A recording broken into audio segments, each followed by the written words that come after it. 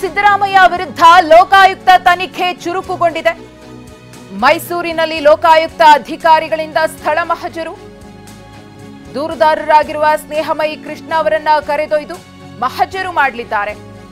ಸಿದ್ದರಾಮಯ್ಯನವರ ಪತ್ನಿ ಪಾರ್ವತಿಯವರಿಗೆ ನೀಡಿದಂತಹ ಸೈಟ್ ಮಹಜರು ಆಗಲಿದೆ ಇವತ್ತು. ಮೈಸೂರಿನ ವಿಜಯನಗರದಲ್ಲಿರುವಂತಹ ನಿವೇಶನ ಪರಿಶೀಲನೆ ಲೋಕಾಯುಕ್ತ ಅಧಿಕಾರಿಗಳ ತಂಡದಿಂದ ನಡೆಯಲಿದೆ. ಈಗಾಗಲೇ ಮೂಲ ಜಮೀನ್ ಯಾವುದಿತ್ತೋ ಕೆಸರೆ ಗ್ರಾಮ ಸರ್ವೆ ನಂಬರ್ 464 3 ಎಕರೆ 16 ಗುಂಟೆ ಅಲ್ಲಿ ಸ್ಥಳ ಮಹಜರನ್ನ ಮಾಡಿದ್ರು. ಮೊನ್ನೆಯಷ್ಟೇ ದೂರುದಾರ ಸ್ನೇಹಮಯಿ ಕೃಷ್ಣ ಅವರನ್ನ ಕರೆದೊಯ್ದು ಇವತ್ತು ಮುಡಾದಿಂದ ಸಿಎಂ ಸಿದ್ದರಾಮಯ್ಯನವರ ಪತ್ನಿಯವರಿಗೆ ಸಿಕ್ಕಿದ್ದಂತಹ ಸೈಟ್ಗಳ ಪರಿಶೀಲನೆಯನ್ನ ಲೋಕಾಯುಕ್ತ ಅಧಿಕಾರಿಗಳು ಮಾಡಲಿದ್ದಾರೆ. ವಿಜಯನಗರದಲ್ಲಿ ಈಗಾಗಲೇ ಶುರುವಾಗಿದೆ ಪ್ರಕ್ರಿಯೆ ಕೂಡ.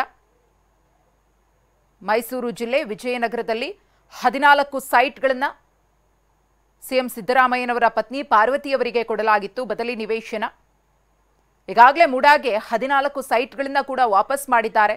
ಆದರೆ ತನಿಖೆಯ ಭಾಗವಾಗಿ ಇಲ್ಲಿ ಲೋಕಾಯುಕ್ತ ಅಧಿಕಾರಿಗಳ ತಂಡದಿಂದ ಸ್ಥಳ ಮಹಜರು ಪ್ರಕ್ರಿಯೆ ನಡೀತಾ ಇದೆ.